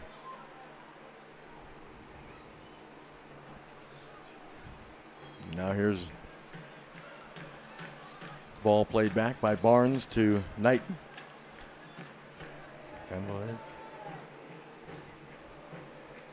New England again trying to kill off some minutes. Winding this one down. There's the ball touched ahead to Newman. Newman for Donnie Smith. And that ball went off of Roberts. Donnie Smith doing a very, very good job of it's not particularly time wasting, but he's putting the ball in a position where if Hugh Roberts wants to win that, he's got to run through it, and he's got a corner there. Look at Lee Collishaw up on the sidelines for Richmond. And there's going to be no hurry to take this by any means, Mike. We're going to have some stoppage time added, I'm sure.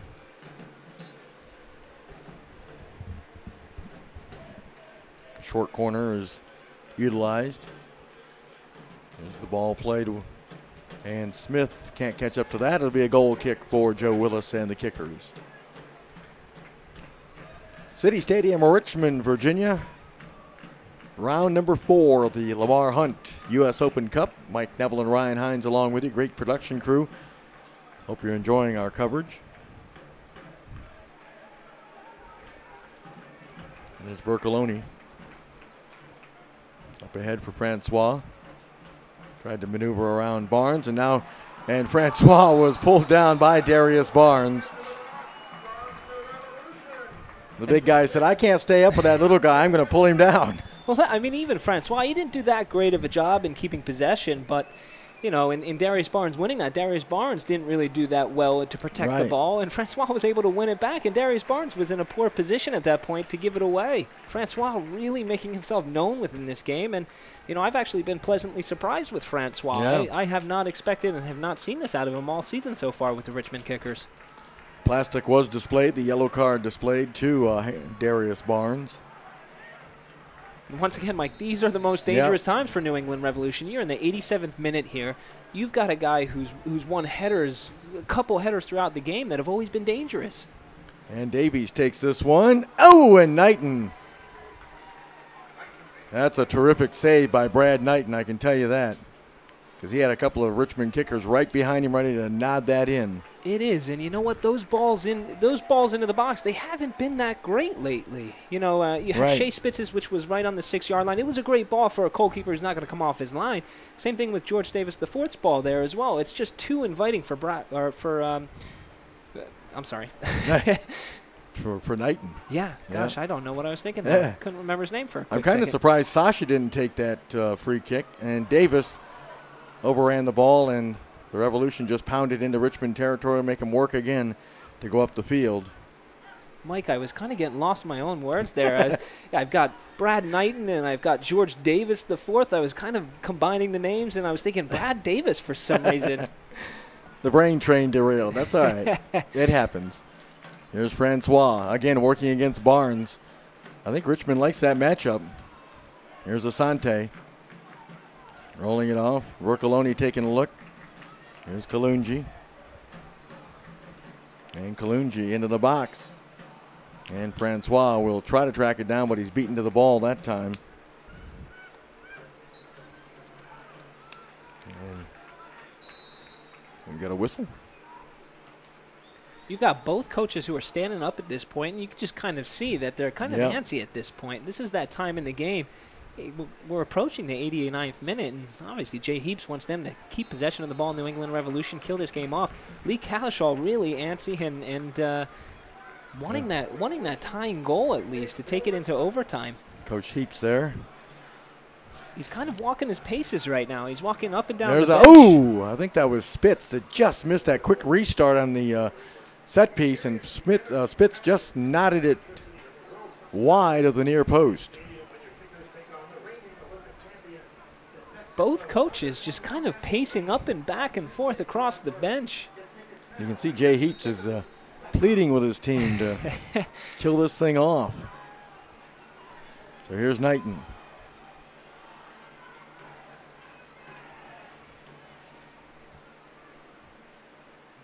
And that sailed over both the New England and Richmond players' head. Donnie Smith giving a shove to Kalungi. He was looking for a retaliatory call, but none was given. And here comes Francois. Cristiano Francois has been very active since entering the contest in the second half. Lays it off, but Barnes read that, and Davies will let that go over the end line. Corner kick. 4 minutes of stoppage time, Ryan. That's enough, and that's a minimum of 4 minutes as well. So here's George Davis IV with the corner. Ball up in the air, and Kalungi will settle it. Off to Spitz, Shea Spitz. Delicott headed it up. Francois tried to settle, and then Kobayashi knocks it away for New England. And this is squeaky bum time for New England Revolution. Just a lot of balls going into the box, and whether or not they can hold off. Knighton climbed the back of Delicott, no call. Ball settled, here's a shot. Ooh! Samuel Asante settled that and lined it. He knew Knighton was off his line. We had a player down for New England. And I did just see the referee, and this is always a question as well. You know, is there injury time on injury time? And the referee did just make note of that on his watch as well. When you've got somebody down and injured, he is going to tack on a little extra minutes, maybe not as much as he would during the 90 minutes, but he is certainly going to do that. I'll tell you, Knighton climbed the back of Delhi on that. And he did, and that's the protection that goalkeepers have. Goalkeepers have that sort of protection. You know, if Matthew Delicott were to bump back into Brad Knighton there, he's going to get a foul called on him, Matthew Delicott. But, you know, it's not the reverse. If Brad Knighton's going up, he has that extra little bit of protection from referees. That was Darius Barnes who was slow to get up for New England. 3-2, Revolution on top, looking to advance in the Lamar Hunt U.S. Open Cup. Richmond trying to forge a tie and force overtime. Here's Knighton. And, yes, they do have overtime in the U.S. Open Cup. And, Mike, I just want to make mention, you know, for the Richmond Kickers, and I know we've mentioned it throughout the course of this game, is they are spread thin, and their bench is very thin, but they're also dipping into that bench for the starting lineup. They've had Shane Johnson out there, who's only played 6 games for the Richmond Kickers out of 14 so far this season. Hugh Roberts, who's only played 8 games so far, and these aren't 8 full games by any stretch of the imagination. Juan Arbalez started the game, 7 games out of 14 so far. Jason Yaisley, 9 out of 14. And you've got Henry Kalungi, who's still out there. He's only played 3 games. Now, part of that is because he does go over to Africa for the Ugandan national team and get in some games there.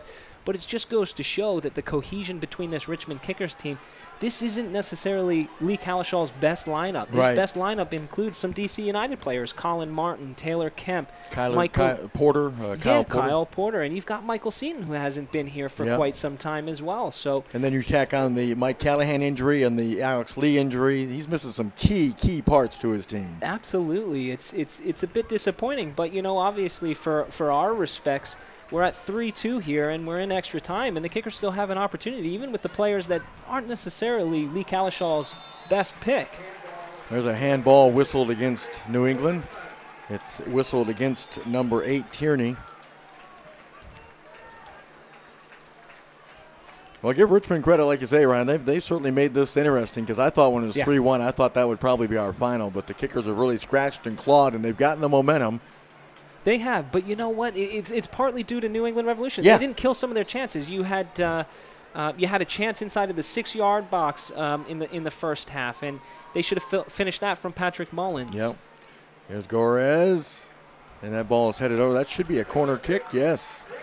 So not killing this game off has been New England Revolution's fault, and allowing the Kickers to still have an opportunity in extra time here. Very reminiscent of the Wilmington-Richmond game we did on Saturday night, when Richmond had some opportunities in that first half to make it a 3-4-0 advantage. Willis way out of goal, obviously. No offsides. Oh, wow. And that ball is flicked over, and Kobayashi knocked it over. Another corner kick, and everybody's up, including Joe Willis. You know, if I'm New England fans, I'm a bit nervous here. New England defenders are starting to fall asleep inside of the box and call offsides when they need to continue to play. Shane Johnson couldn't get ahead on that. Here's Farrell tracking it down for New England, and he'll let it roll over the end line. Good decision from Farrell. Yeah. Very good decision. But now you know what? And it could cost you, because now you've let it run out, and Richmond Kickers going to try to lock you in the last couple minutes of the game here. He might as well have just hit that long and allowed Charlie Davies to burn some energy and fuel. Wow. Oh, no. And there it is. So the Richmond Kickers run in the U.S. Open Cup will end in the 4th round as they fall to the New England Revolution. 3-2 is the final. The New England had a 3-1 advantage at the half, did not score in the second half. The Kickers were able to get a goal from Matthew Delicott and make this a very interesting contest to the end. 3-2 is your final, as Richmond comes up a goal short and forcing overtime. And as I mentioned, their run in the Lamar Hunt U.S. Open Cup ends. There's a look at Brad Knighton, his homecoming to Richmond.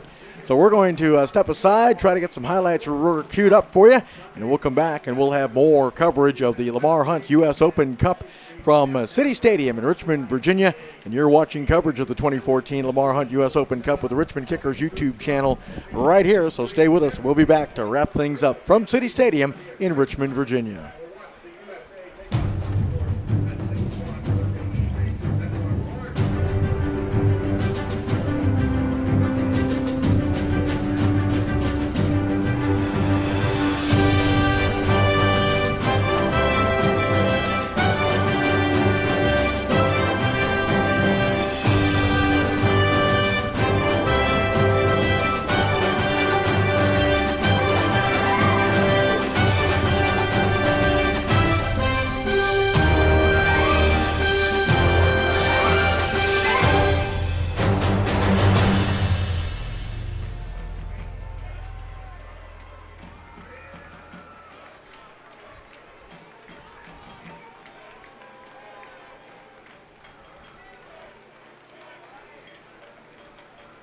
And welcome back as we wrap things up from City Stadium. This turned out to be the game-winning goal right here, and it was a miscue.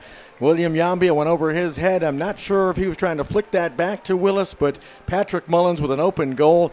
And, boy, that turned out to be the game winner, Ryan, 3-2. That's a backbreaker. Yeah. That is absolutely a backbreaker. William Yambia is going to look back at that and just really be disappointed with himself, and he's very hard on himself, so that's just disappointing. Now, in that goal, you think he was trying to flick it back to Willis? I thought maybe he was trying to fake a flick back, but either way, yeah, it ended up being a very poor goal as Lee's being interviewed by the local TV station. Exactly, and like you said, it was certainly a miscommunication because I do not think Joe Willis was anticipating that ball to come back to him. I think William Yambia was certainly trying to flick that back, and that's just backbreaking. That's a gift right there to Patrick Mullins. 3-2, hold on, folks. Really didn't come sliding out for that, and I think he was caught by surprise and a little bit shocked of what had just happened.